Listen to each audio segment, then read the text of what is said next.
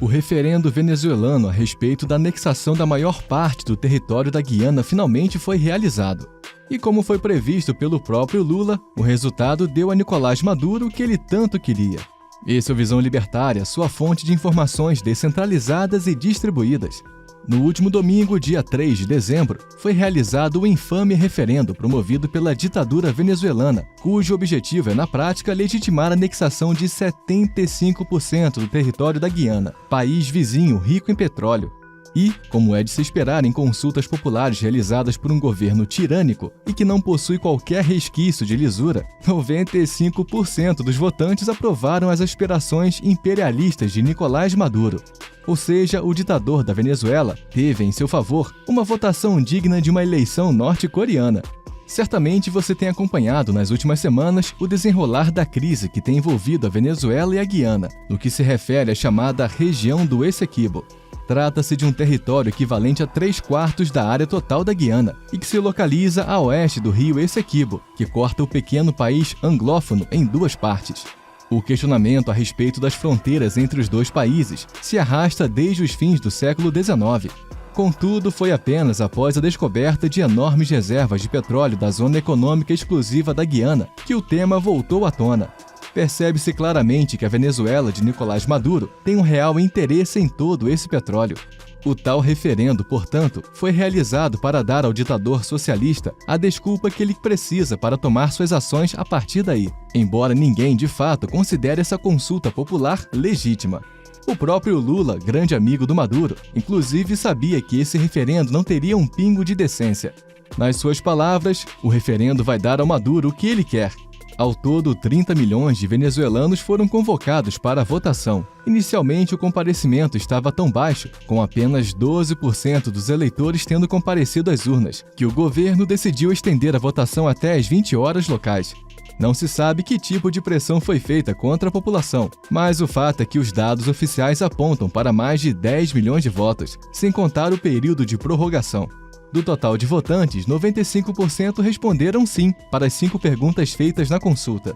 Em resumo, o referendo colocava, diante da votação, 5 questões que poderiam ser respondidas com sim ou não.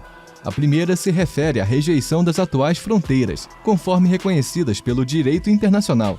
A segunda se refere ao apoio da população ao Acordo de Genebra de 1966, no qual o Reino Unido reconheceu o direito da Venezuela de levantar questões a respeito da região de Essequibo. A terceira pergunta se refere ao não reconhecimento da jurisdição da Corte Internacional de Justiça a respeito desse caso. Já a quarta questão do referendo trata da discordância a respeito do uso dos recursos naturais localizados no mar por parte da Guiana. Por fim, a quinta pergunta questiona o votante sobre sua concordância em relação à criação do Estado da Guiana Essequibo, com a concessão da cidadania venezuelana à população local e a integração de seu território ao mapa venezuelano. Ou seja, todas as questões levantadas apontam para objetivos expansionistas de Nicolás Maduro. Como bem sabemos, ditaduras não querem ouvir a voz do povo. Elas apenas usam essa desculpa como justificativa para seus atos criminosos. É óbvio que as pretensões territoriais de Nicolás Maduro não fazem o menor sentido. Em primeiro lugar, esse é provavelmente o primeiro caso na história da humanidade em que um país invasor faz um referendo a respeito do território a ser invadido.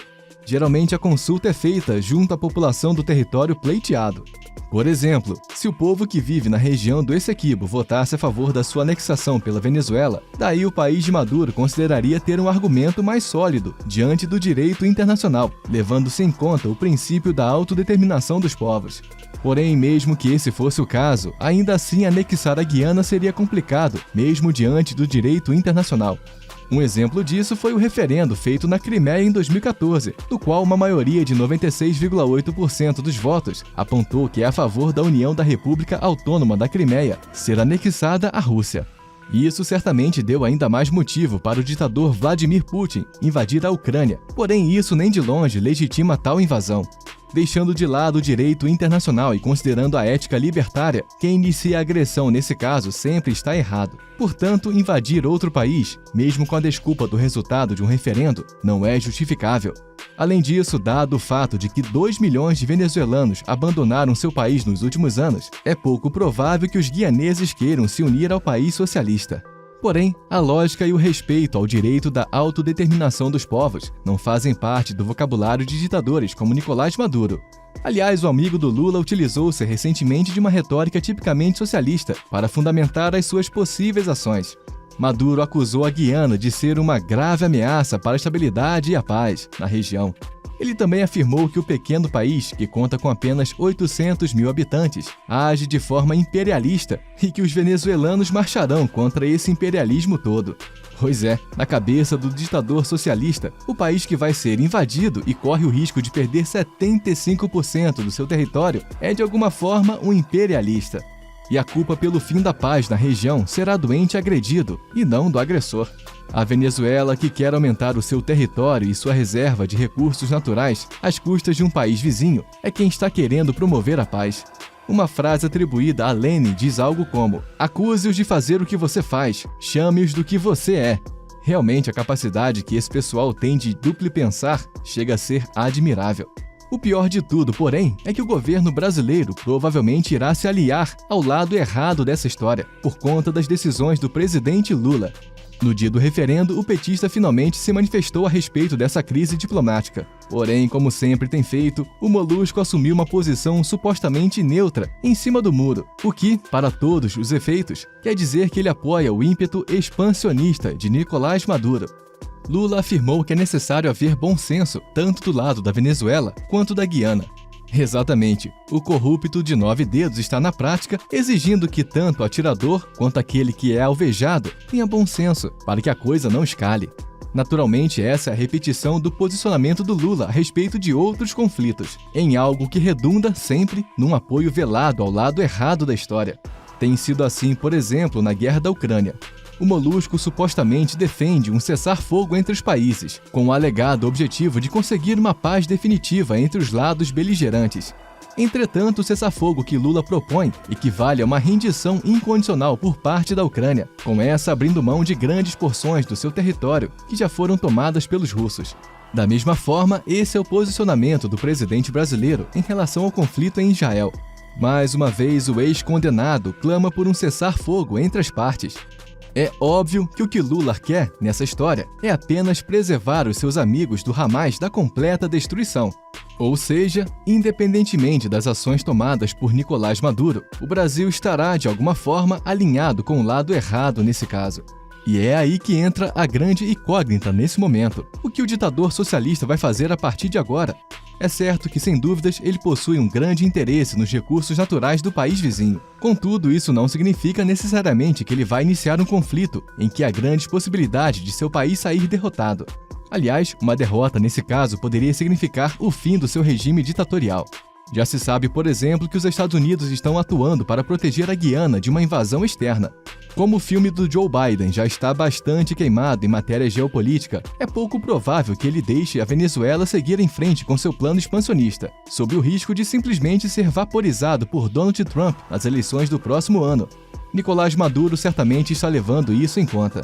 De qualquer forma, é um fato que guerras geralmente favorecem ditadores, e é justamente nos momentos em que esses tiranos estão mais enfraquecidos que os conflitos costumam ser iniciados.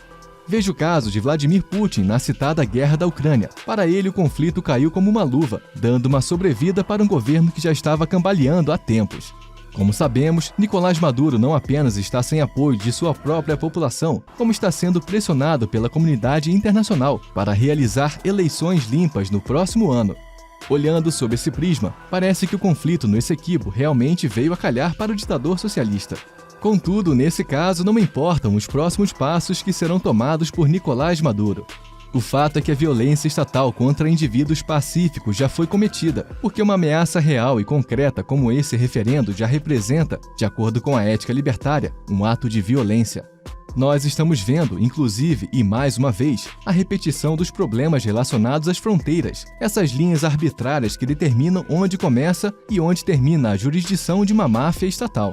Ainda assim, esses problemas tendem a ser mais evidentes quando a situação envolve um governo tirânico, autoritário e socialista, como o de Nicolás Maduro. Aguardemos nos próximos dias o desenrolar dessa história. Se toda essa ação vai se converter em um conflito local, que poderá inclusive envolver o Brasil, ou se esse teatro todo não passará de uma bravata do ditador venezuelano, só o tempo dirá. O que sabemos, contudo, é que o Brasil, inevitavelmente, apoiará o lado errado dessa história. Lembre-se que poucos meses atrás, o próprio Nicolás Maduro veio ao Brasil para ser recebido com honras de Estado, com os militares brasileiros prestando continência para o ditador sanguinário. Infelizmente, quando dois socialistas se unem, seu objetivo geralmente é oprimir populações, fazer a guerra e fortalecer seu próprio poder. Obrigado por sua audiência. Esse artigo foi escrito por Quintessência, revisado por JJ Liber e narrado e produzido por Paulo Wesley. Escreva artigos você também. Acesse visãolibertaria.com. Se você gostou do vídeo, compartilhe em suas redes sociais. Caso deseje ser avisado de outros vídeos, inscreva-se no canal e depois clique no botão da campainha. Até a próxima!